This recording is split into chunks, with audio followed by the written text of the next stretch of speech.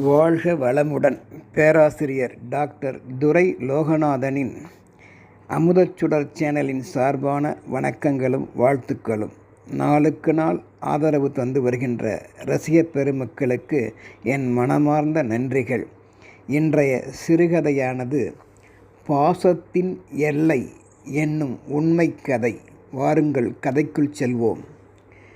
ஒரு முறை UK Birmingham சென்றிருந்த 69 வயது மதிக்கத்தக்க லோகு என்பவர் எப்பொழுதும் போல் காலை மாலை வேளைகளில் சில மணி நேரங்கள் நடைபயிற்சி மேற்கொள்வதை வழக்கமாக கொண்டிருந்தார். அவரது மனைவி இறந்த பிற்பாடு அவருடைய இளைய மகன் புருஷோத்தமன் தனது பர்மிங்ஹாம் இடத்தில் தனது தந்தையை கவலையற்று இருக்க தன்னுடன் அழைத்து அமைதிப்படுத்திட உடற்பயிற்சி, தியானம் போன்ற யோகா முதலானவற்றை தினமும் கடைபிடிக்க அன்பு கட்டளையிட்டான் என்றே சொல்ல வேண்டும். அவர்தம் உடல் ஆரோக்கியம் கருதி மலையேறும் பயிற்சியிலும் தன் தந்தையை ஈடுபடுத்தினான். மலையில் ஏறுவதற்கே குறைந்தது சுமார் 4 மணி நேரம் இடைவிடாமல் ஆயிற்று.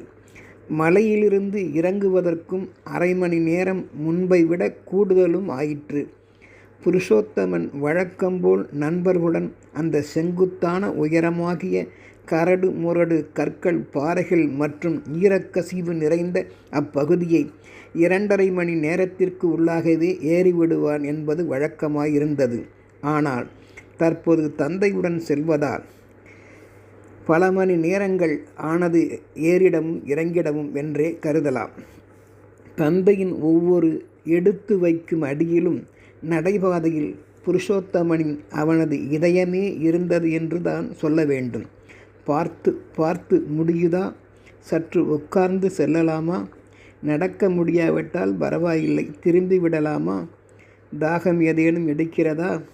தண்ணீர் மற்றும் வேறு எதுவும் தங்களுக்கு வேண்டுமா?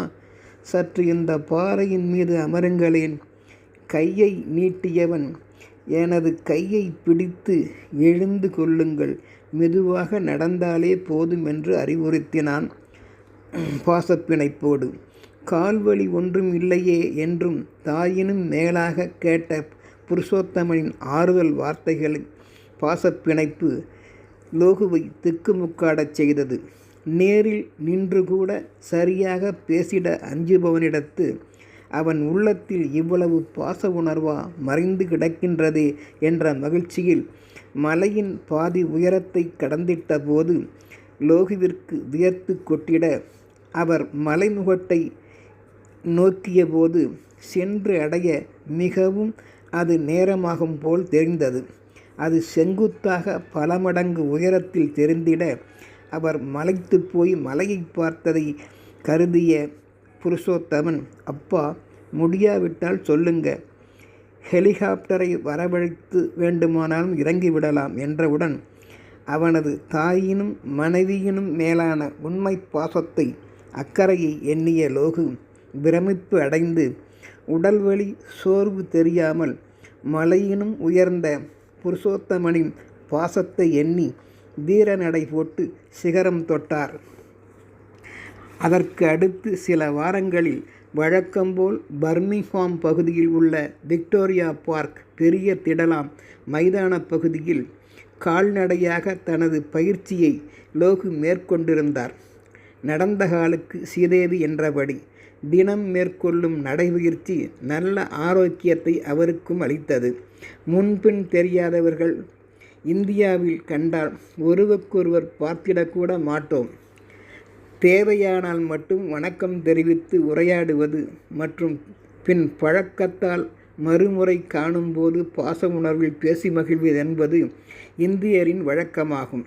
ஆனால் லோகு யூகேவில் கண்டதோ, முன்பின் பார்த்திடாதவர்கள் எதிரில் வருவோருக்கு வழிவிட்டு குட் மார்னிங் கூறி நடைபயிற்சி செய்வதையே பார்த்து வியந்து போனார்.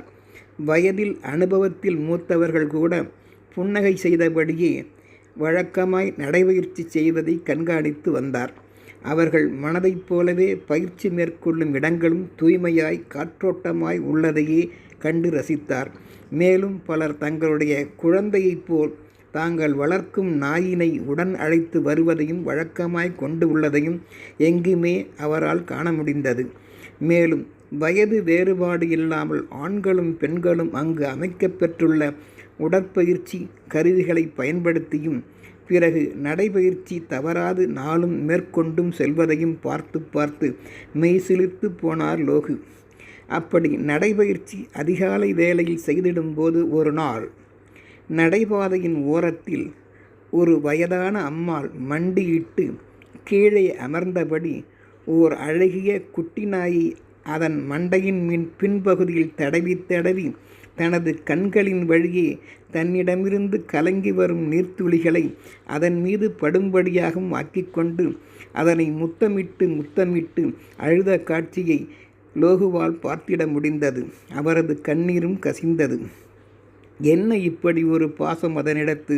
அதன் மேல் என்று அந்த நாய்க்குட்டியை சங்கிலியால் பிணைத்து நின்று கொண்டிருந்த நாய் உடைமையாளரை பார்த்து லோகு, ஏன் இந்த அம்மா இப்படி செய்து அழுது கொண்டுள்ளார்கள் என்று கேட்டிட, அந்த அம்மா வீட்டில் இதே நிறத்தில் இதே அளவில் வளர்த்து வந்த அவர்களது பாசமிக்க நாய் இறந்து போயிற்றாம். நடைபயிற்சிக்காக நான் இதனை அழைத்து வந்தபோது எதிரில் வந்த இந்த அம்மா என்னை தடுத்து என் நாய்க்குட்டியை பிடித்து இவ்வாறு முத்தமிட்டு அழுகின்றார்கள். நானும் அனுமதித்து அவர்கள் பாசத்தை கண்டு மகிழ்ந்தேன் என்றார். உடன் லோகு இயல்பாக, இந்த குட்டி நாயை வேண்டுமானால் அவர்களுக்கு கொடுத்து விடுங்களேன், பிரிந்த குழந்தையை பார்த்தது போல் தேம்புகின்றார்களே என்றிட, நாயின் உரிமையாளர் பெண்ணோ என்ன சொன்னாய் என்பது போல் ஒரு பார்வை என்னை பார்த்து, நீங்கள் உங்கள் குழந்தையை தானமாக கொடுப்பீர்களா என்று ஆங்கிலத்தில் கேட்டிட, லோகுவோ ஒன்றும் சொல்லிட முடியாமல் வாயடைத்து போனார் என்றே சொல்ல வேண்டும். தாயின் மற்றும் தாய்மை நோக்கு உடையவர்களின் பாசத்திற்கு அளவே இல்லை என்றும், அதனால்தான் தாயை அன்னையைப் போல் ஒரு தெய்வமில்லை என்று யாவரும் ஏகமானதாய் ஏற்றுக்கொள்கின்றார்களோ என்றும் எண்ணியபடி பாசப்பிணைப்பு உடைய தான் வாழும் இடத்திற்கு செல்லலானார் லோகு. அந்த அம்மா கூறிய வார்த்தைகள் மட்டும் அவரது மனதில் ஓடிக்கொண்டே இருந்தது.